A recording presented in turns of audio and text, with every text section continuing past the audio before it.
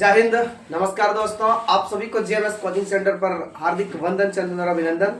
साथ ही आप तमाम झारखंड के विभिन्न एग्जाम्स की तैयारी कर रहे विद्यार्थियों को झारखंडी जोहार, राम राम, राधे राधे। आज एक और जिले का आपका फाइनल मेरिट लिस्ट झारखंड में दे दिया गया है। इस वीडियो के माध्यम से मैं आपको उस जिले का फाइनल मेरिट लिस्ट जो ऑफिशियल नोटिस के माध्यम से आया है, मैं उसे दिखाने जा रहा हूं। अगर यह वीडियो आपको अच्छा लगे तो आप इसे लाइक, शेयर, कमेंट और सब्सक्राइब अधिक से अधिक करें।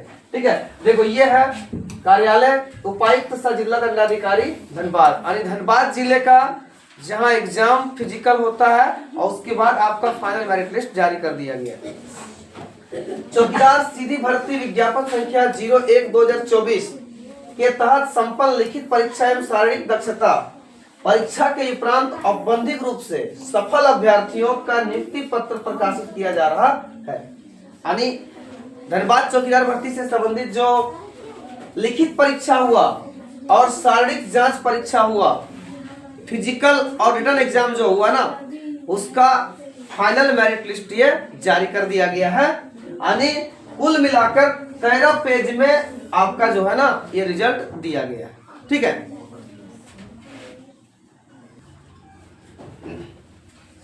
तो ये है आपका ऑफिशियल नोटिस। यहाँ मैं आपको पढ़ के बता देता हूँ। उपायुक्त सह जिला दंडाधिकारी का कार्यालय धनबाद, देखो ये है, शुरू से थोड़ा पढ़ देते हैं।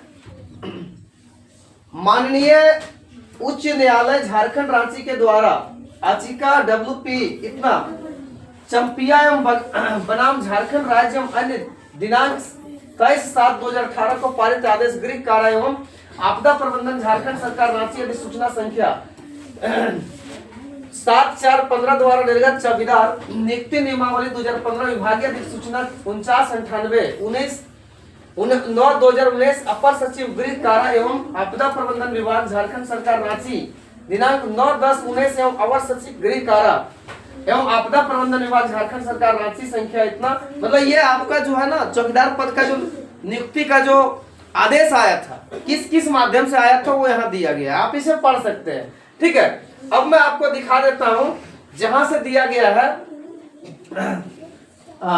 धनबाद जिला के अंतर्गत चौकीदार के रिक्त पदों पर सीधी नियुक्ति हेतु विज्ञापन संख्या का मेगा सूची आधार पर चयनित कुल 232 सफल उम्मीदवारों को धनबाद जिला अंतर्गत चौकीदार पद पर नियुक्ति हेतु 17/2/2025 को जिला स्तरीय नियुक्ति समिति की बैठक में समिति द्वारा लिए गए निर्णय आलोक में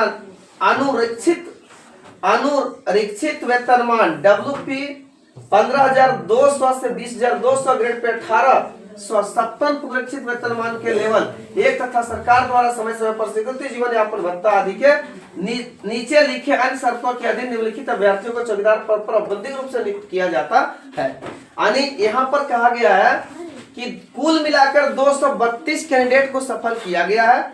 और क्या इसमें जो है सो आपका वेतन का भी चर्चा किया गया है। 15,200 से लेकर 20,200 तक आपका वेतन रहेगा। ग्रेड पे 1,800 रुपया दिया गया है और समय समय पर आपका जो है ना भत्ता जो होता है ना, उस तरह से भत्ता बढ़ेगा और आपका वेतन भी बढ़ेगा। कुल मिलाकर 232 पदों पर अभी जो है सो यहाँ पर सफल उम्मीदवारों को लिस्ट किया गया है। अब आपको दिखाते हैं लिस्ट।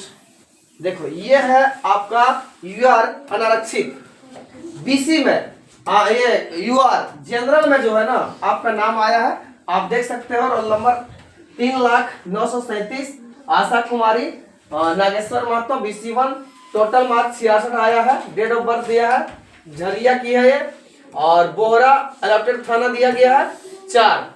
तो इस प्रकार से आपका जो है ना रिजल्ट दिया गया है। आप अपना नाम देख सकते हो। देखो ये सब जनरल का है।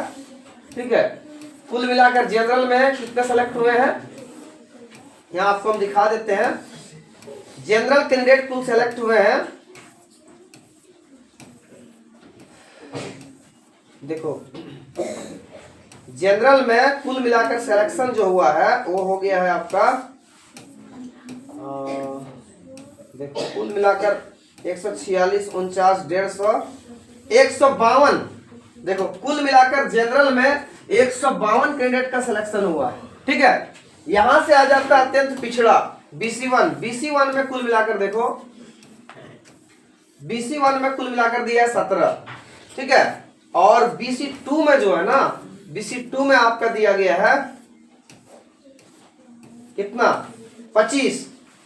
BC2 में जो है कुल मिलाकर दिया गया कितना, 25। और SC में जो है वह SC में दिया गया है 9 और ST में दिया गया है 7 7 7 17 18।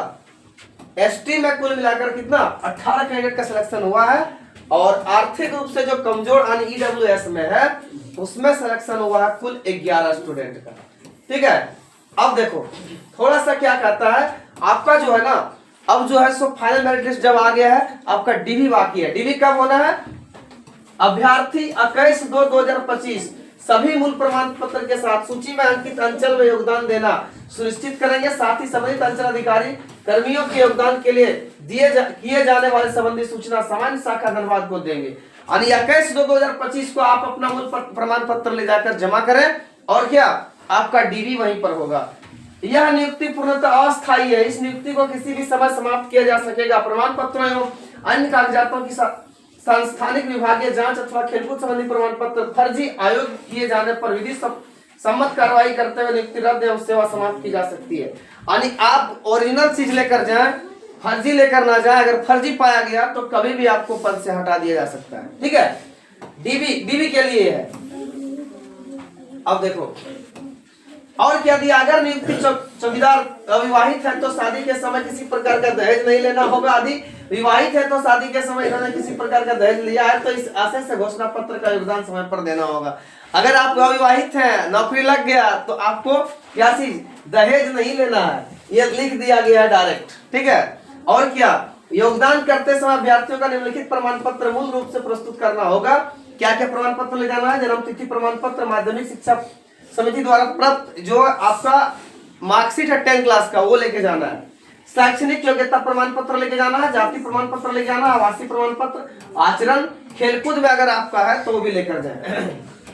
चलो और देखो आगे, ये सब आपका दिया गया है, आप इसे पढ़ सकते हैं।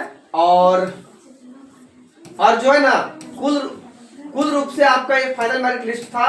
तो सबसे पहले मैं आपको जिन विद्यार्थियों का फाइनल सिलेक्शन हुआ है JMS कोचिंग सेंटर, उसको कांग्रेचुलेशन करती है और आपको आपके भविष्य के लिए शुभकामनाएं देती है, ठीक है। तो आप जितने भी विद्यार्थी सिलेक्टेड हुए हैं आप पहले DV कराएं और DV कराने के बाद फिर अपना सिलेक्शन को पक्का करें। धन्यवाद।